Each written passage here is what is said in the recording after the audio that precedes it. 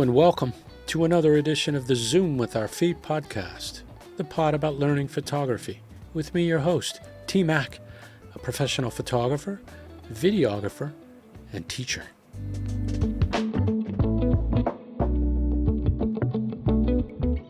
Tell you what, there are not many photographers who shoot for the University of Florida Athletics and a professional soccer team all before graduating from college.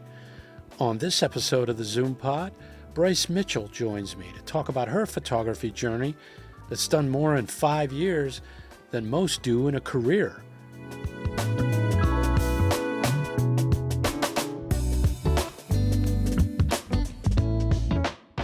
Our guest speaker is in the photo lab. Let's talk to a pro.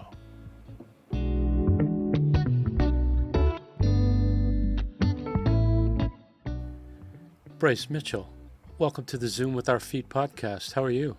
I'm good. Thank you so much for having me. So how did you get started in photography? So I feel like the classic pipeline that I've seen recently with people around my age is yearbook and things like that in high school. But I went to boarding school for high school in Pennsylvania. I'm originally from North Carolina, and my boarding school required you to take, I think it was 2 art electives. So I just chose photography for one of them, and I ended up loving it. And I just kind of did it here and there, stuck with it. And then I did some work for my high school's athletic department, shooting some games. And then the pipeline to yearbook editor. And I've just been kind of doing it ever since then. And I at first did a little bit more studio portraiture, and then I started doing more sports. And I love sports now, so. What's not to love? Yep. What was your, what was the first camera lens combo you started with? So I've always used Canon, and I think I remember it was my sophomore or junior year of high school. After I had taken the photography elective classes, I was gifted, and I think it was an EOS like Rebel T6i, like one of the classic, I feel like, first cameras for Christmas. So that was my first one, and since then I've always used Canon, and I think I'm just sentimental with it now. And just pointed it at everything. Yep. Is that how you taught yourself the basics? I mean, are you self-taught before college? I think I definitely, of course, started learning in the photography classes that I took in high school, just learning the very, very basics about what is ISO, what is aperture, all that stuff. And then I think photography is a big self-taught, just what can you do in the environment that you're put in. And I think with all the different sports you do, you just kind of figure it out on your own. And I feel like that's a little bit of self-taught, especially I'm still learning, of course. And I think the biggest thing I learn from is my fellow colleagues and my fellow photographers around me. And I just am still asking so many questions, and I'm still learning so much. Never can ask enough questions. Yep. Yeah. Explain your process. We'll get into some of your work, but how do you prepare? You also shoot at the University of Florida. You shoot the Gators football. So how do you prep for a game? So yes, I work for the University Athletic Association here at the University of Florida. There's kind of a student program for photo and video and social media. So pretty much a majority of the content you see on social media for the Gators is most likely done by a student, which is a really awesome program that we have here. So I think for a football game for Florida, say it's a 3 p.m. game. The process, I'm probably at the stadium around 10. We got to get there, make sure we have all of our gear because it's a team of us who work the game. And we have to make sure we get content. If there's any just open field before anyone is there kind of content, we have Gator Walk content that we get, which is when the team walks into the stadium, and we have different people stationed at different spots outside in the stadium, in the tunnel, in different spots to make sure we're getting all of the content we have to get. And then there's always a media meal. And then we have assigned spots and making sure everyone knows where their spots are, who's the editor, who's card running for us today. And then we all switch around halftime. And then, of course, we shoot the peak action and all that stuff. But when you work for a school or a specific team, there are like lots of photo requests that you do have to get. So it's a lot of fun, but there are just some small things you know you have to get, like any sponsorship pictures, any team huddles, any kind of shot, that will this need to be used for social media? Is there a special player at the game tonight? Things like that. So it can be a lot, but with a group and a team that I usually work with, it's been pretty easy. And we usually have a meeting the Friday beforehand, if it's a Saturday game, just to prep, go over things, who's doing what. So it can be a whole process for football, especially. I think what I'm I think what I'm so impressed with is you're learning. Yes, you're evolving as a photographer, but you're also learning process. I mean, those are all professional processes. Mm-hmm. You're a college student. I kept having to say that to myself when we were down and covering the team in North Carolina and I met you, that you were both functioning and acting like any professional photographer.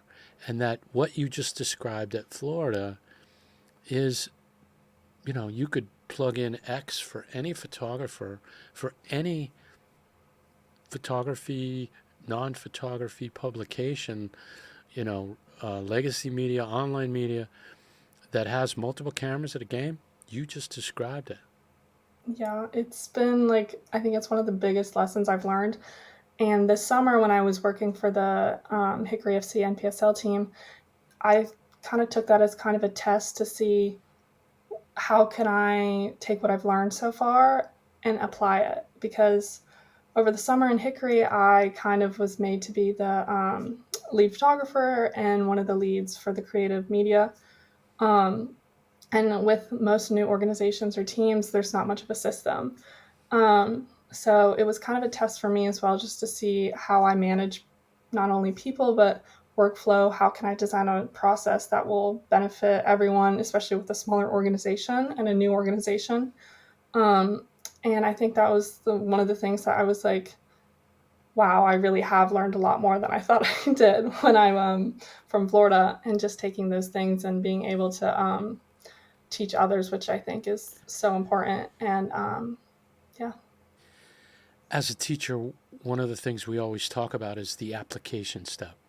And so what you just described is applying what what you learned even while you're in college in a professional setting, and that will serve you so well as you move on in a photography career. I'm going to assume you want to keep going in this. Yes, I do. That's the goal. Yeah. Um, Besides sports photography, which I'm not going to argue with that, I would do that every day, all day. What other types of photography interests do you have? I've done just like a few things on the side, like graduation pictures for people I know around here at Florida. I feel like that's been like an easy way just to like do some things on the side. Um, and just like simple like portraiture like that. I've never done any weddings. I've never like felt like I've been asked before, but I've never felt like comfortable. That feels like a big feat. And I just think I would need more help with that. I've also like I have a little bit of studio experience just because here, because I'm on the team side of things, I'm able to work media days and things like that, which is giving me a lot of experience about learning about lighting and designing a set, which is really beneficial and gives me a different insight. And I think that can be really fun. Recently, I think might have been last week. Yeah, the days are blending. It's been busy here in the fall. But last week was our Florida Swimming and Diving Media Day, and I was given the opportunity to design one of the creative sets for that, which was a really fun test.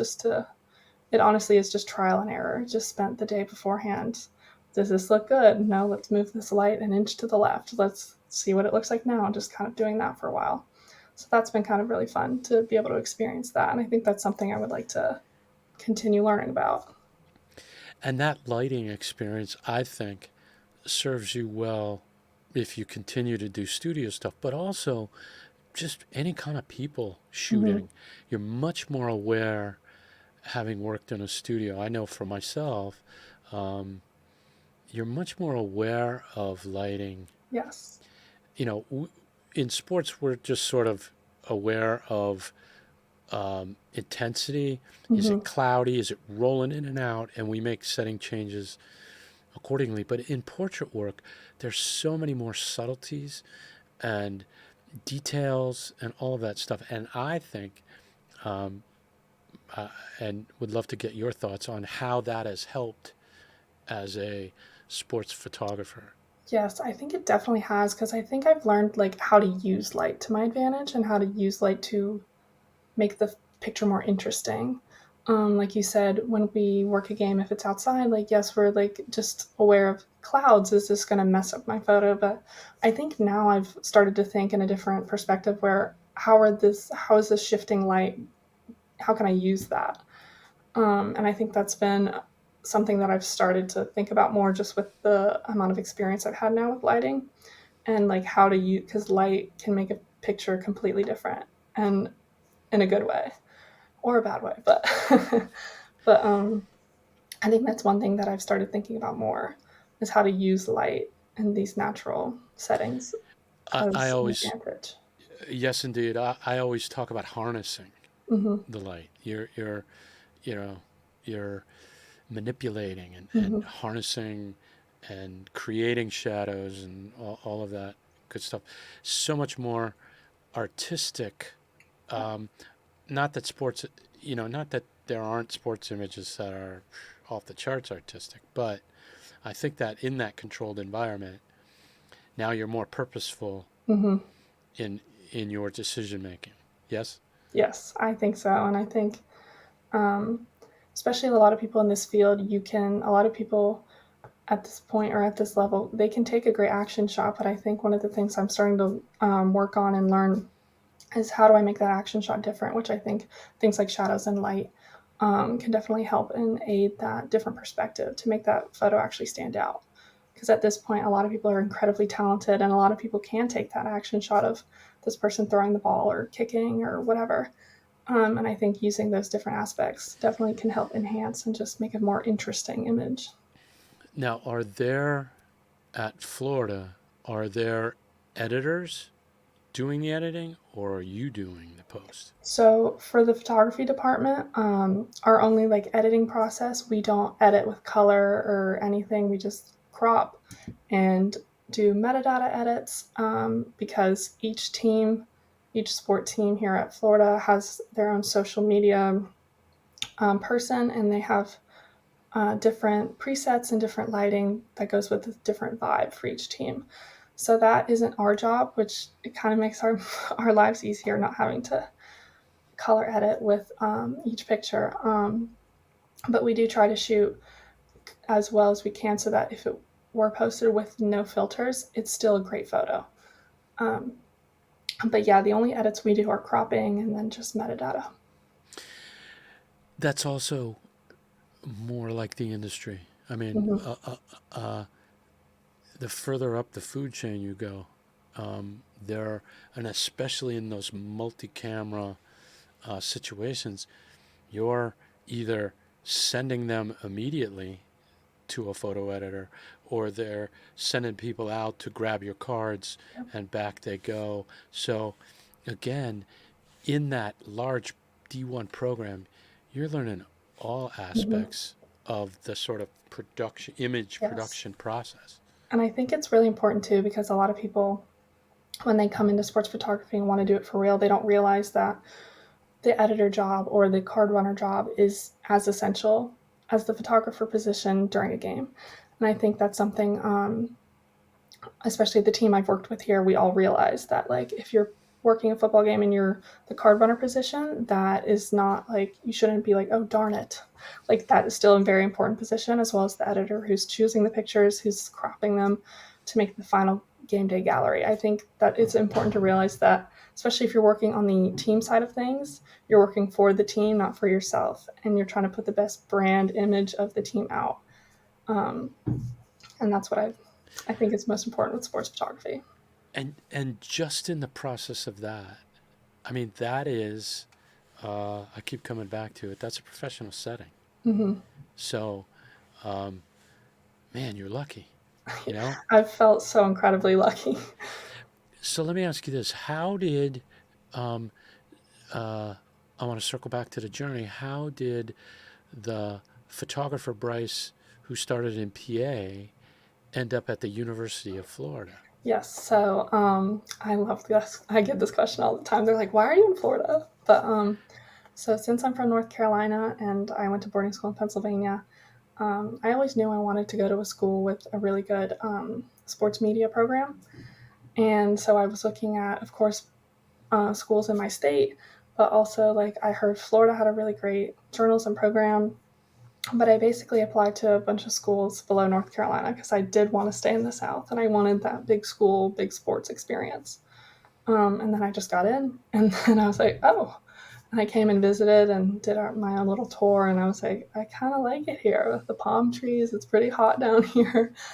Um, and then when I started school here at Florida as a freshman, I kind of came into it thinking I wanted to do the sports media, sports reporting route. And so I did a lot of experiences through the university with like working with the local ESPN radio station they have associated with the school and like doing different reports on sports here at UF. And I did a little bit of that, but I always was kind of thinking about photography in it or found different ways to incorporate photography into those experiences. And then I reached out to one of the athletic department heads about a program that does photography for the school. And it was the perfect timing when I reached out. They were doing applications for the spring of my sophomore year. And I applied, and then I didn't have that much experience with the whole workflow process, like not many people do. But I think I was just really eager to learn.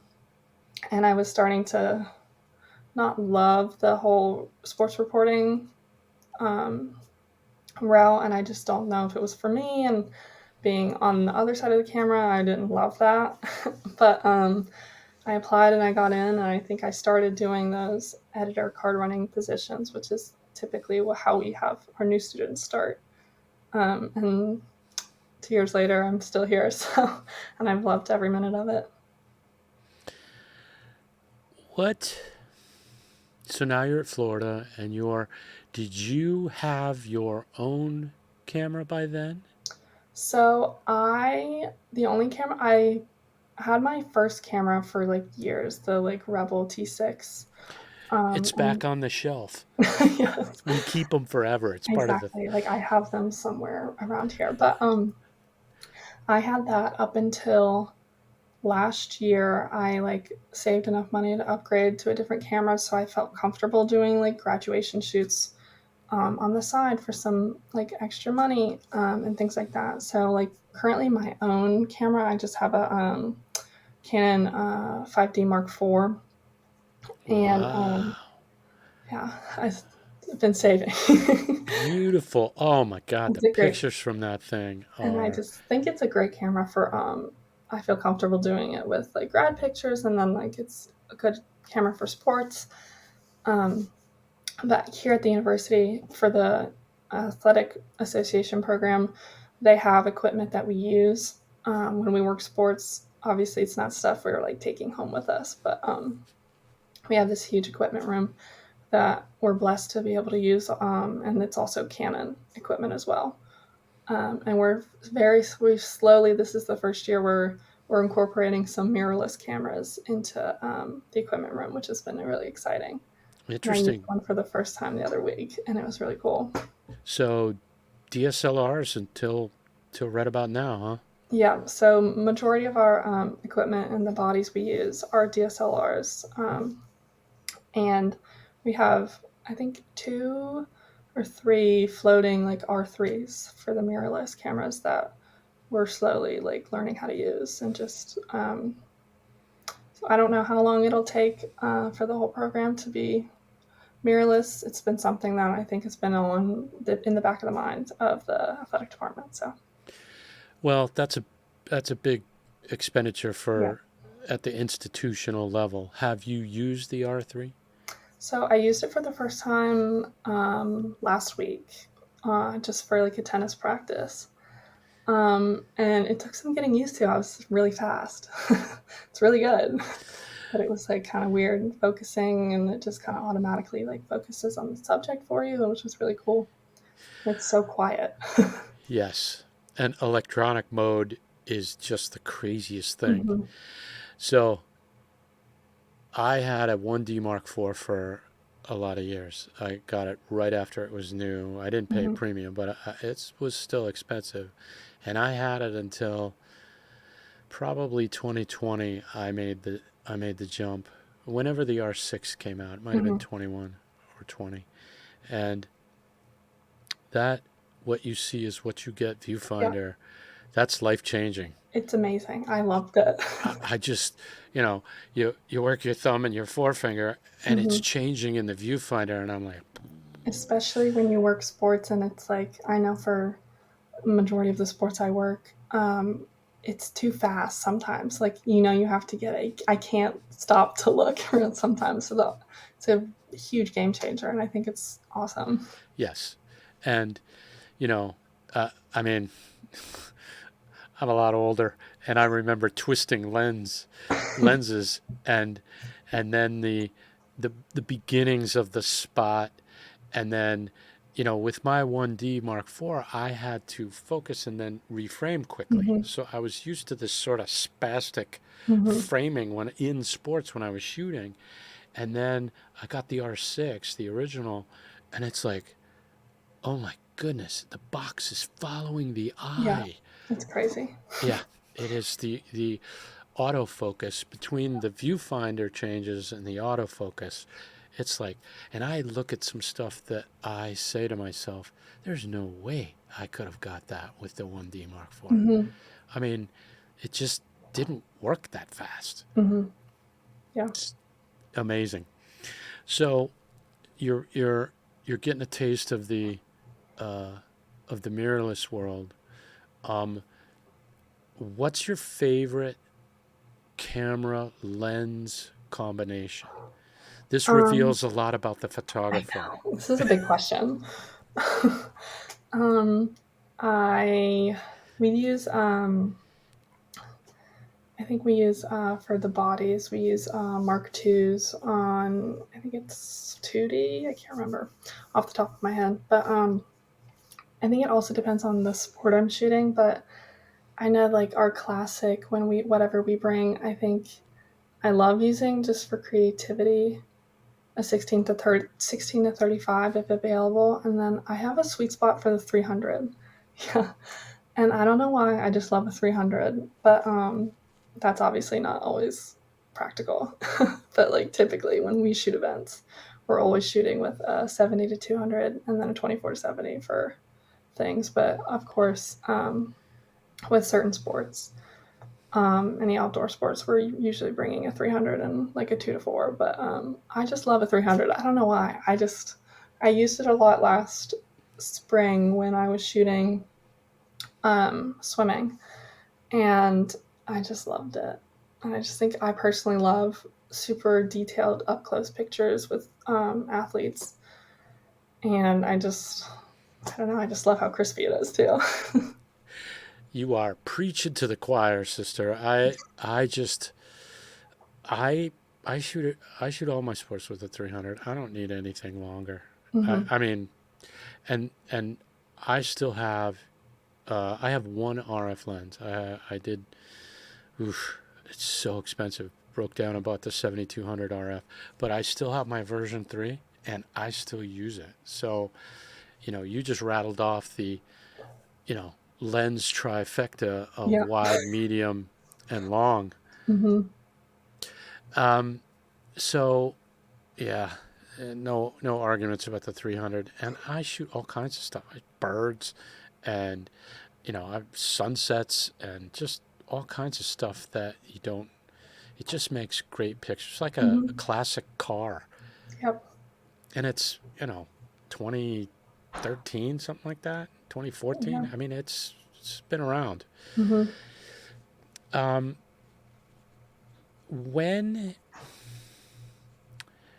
what is the next step? Not when. What year are you first? So I'm a senior here at UF. So last year. In so last foot, you've got both semesters left, or are you done in Yes. December? Both left. Hmm. Uh, what's the plan?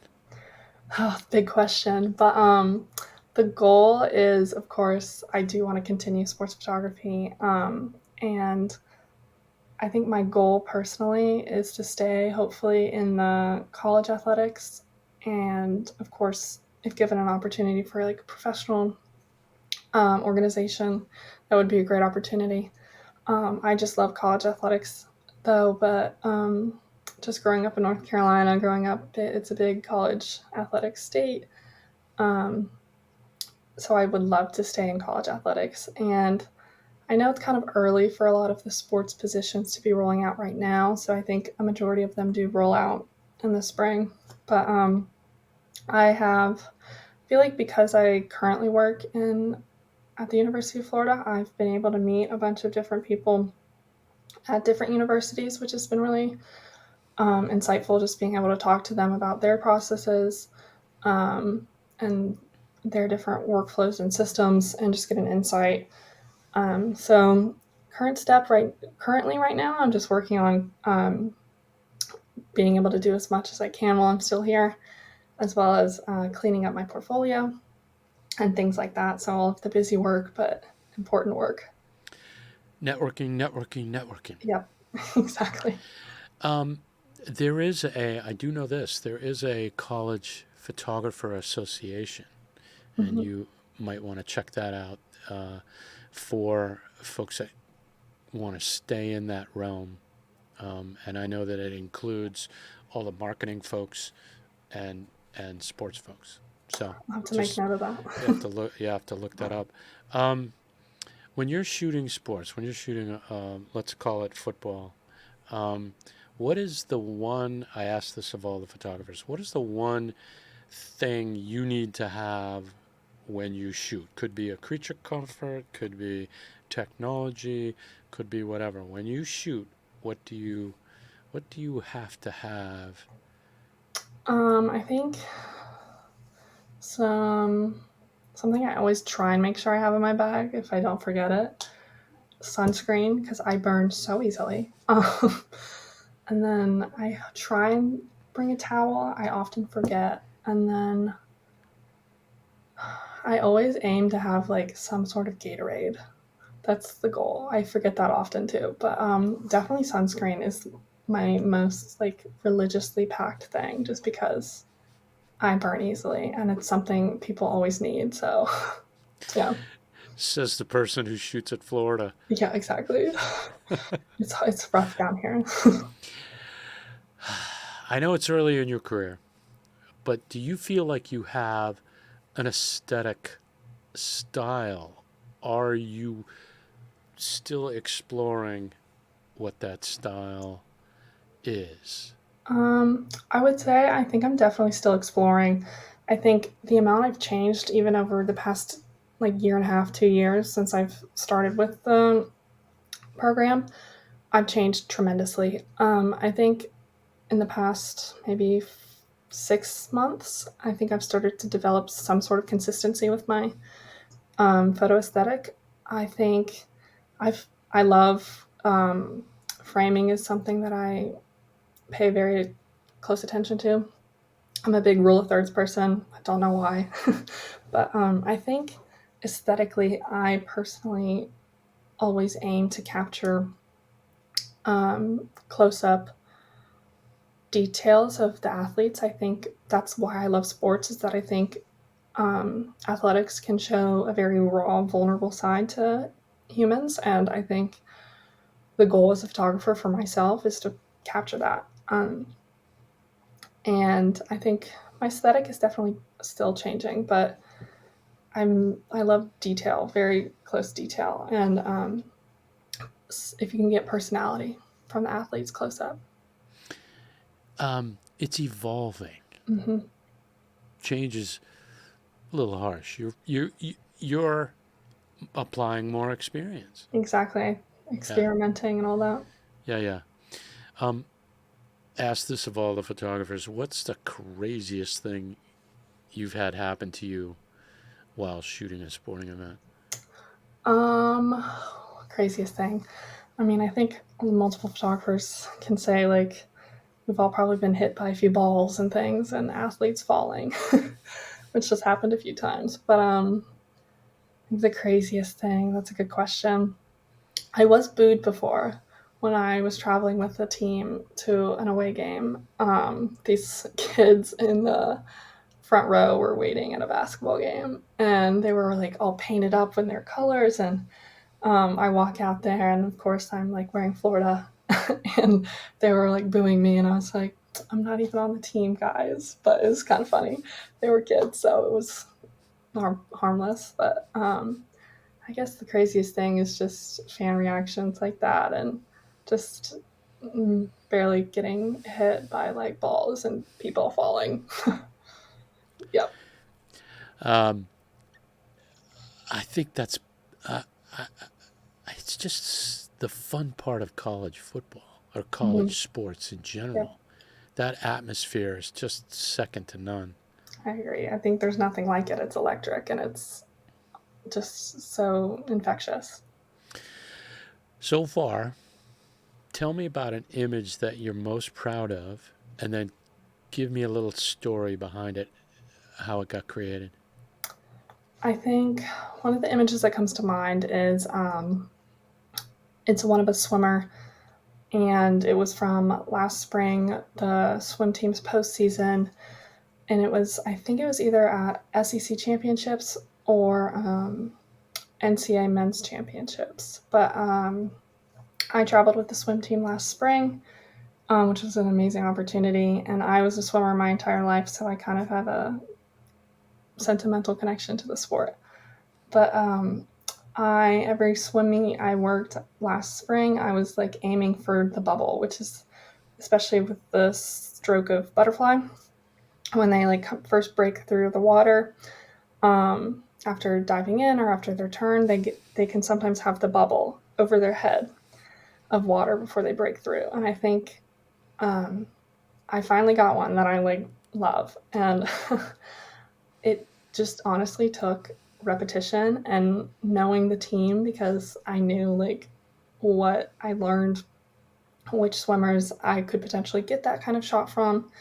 And I think I also just know the sport, so I think the advantage of knowing the specific moment that could happen. And honestly, then after that, it was just repetition and just seeing if I could nail it every time. And I finally got it after a while. And I was like, yes, finally. But of course, now I want to do it again. So, and see if I can get better. Well, that's the dopamine talking. Exactly. Okay, so then I follow that question with, um, I always tell people that photography is good for the soul. Mm-hmm. So to the photographer, I say, how does describe how you think photography makes you feel? Oh, good question. I think photography genuinely is that like that bubbling that like reaches like the top of like if you're boiling a pot of water or something. I think that's how I feel every time I take like a great picture or an exciting moment with the team. And especially what I've learned, like being on the team side of things, I just love being a part and being able to capture these moments for those athletes. Because in a lot of their lives, this is like one of the biggest moments for them. If they are going to continue, if they break a record, if they win a championship, it's amazing to be able to like capture that joy, and it's infectious. And being able to see that capture it and give it to them, and just seeing how happy it makes them, it just genuinely like fills me with so much joy. And then of course there is like, I am very competitive as well, so just trying to better myself every time I shoot is also an addicting kind of cycle. It's a fun cycle though, so You got it bad. yeah. That's so awesome. Mm-hmm. All right. So, final question. And this is where you sort of get to pay it forward, and you also can sort of reimagine the high school senior Bryce. So the question is this: what would you tell the senior Bryce, who at that point wanted to pursue image making? What would you tell them they need to know, and what they should do to achieve that based on your experiences so far? I think one of the most important things, especially being young in this industry, it is so easy to compare yourself to others and just get so self-conscious and in a deep hole and a deep rut about your own content, and looking at others and just feeling like imposter syndrome and like, I shouldn't be here, I don't think I'm good enough. And I think that's such an easy rut you can get into. And I think one of my biggest tips is to, it's difficult to just not do. And it's easier said than done, but trying to stay in your own lane, and focus on your own work. And then I also think something that is incredibly important is just saying yes to every opportunity you're given. I think it's always incredibly important, no matter if it's out of your comfort zone, if it's a scary assignment, if it's some sport you've never shot. I think say yes to every opportunity, because you never know where it can get you and what it can get you. And then I think another thing, especially going kind of off that, one of the things I told some of my student interns I had over the summer that I helped work with the Hickory FC soccer team, a lot of them maybe hadn't have shot a lot of soccer, or maybe not a lot of team sports consistently. And it's very jarring sometimes if you shoot a sport for the first time. You're not comfortable, obviously, like moving around the field a lot or around the court, and getting involved with the team. It's very scary. And one of the things I forced my interns to do, I was like, I'm going to tell you where to go, and I'm going to make you move every like 15, 20 minutes. And I think that's important, is forcing yourself out of that box. What new spot can you get a picture from? What new angle? And I think that applies to just an overall bigger picture, making yourself uncomfortable. I didn't know a single person coming here at the University of Florida. And was it scary at first? Yes, but I would do it again a million times. And I think just pushing yourself, and if you want something, you can totally get it. So well said. And you're teaching. Come on. I know, it's fun. I got it. That's so awesome. I know when I start out, I want as much information as I can. So as being on the other side and still learning, I try and give younger people, or people who are learning, as much information as I can give, because I think knowledge in this industry is so incredibly helpful. Well, full disclosure, nobody's listening. I have made it a mission of mine to promote more women in photography and video. It is just my thing. Having taught video production for years, I was always hoping to mentor more women, and change the business for good through them. It's just sort of my mission. That was another reason that I wanted to talk to you. I'm so happy that you had time and you're a part of the project. I can't thank you enough for your time and your experience. Yeah, thank you so much. I love talking, and I think if this can help anyone, it's helpful. And I do think, I will say, I think a lot more women are getting involved in the sports industry, which is awesome. And I see so many more people, so many more women on the field or on the court. If it's videography, photography, social media, reporting, I feel like every day I see more and more women, which is so incredibly amazing. And I'm just grateful to be able to share a little bit of my story, and if it helps anyone, that'd be amazing. So thank you for having me. You're very welcome. Take the ball, Bryce. Thank you.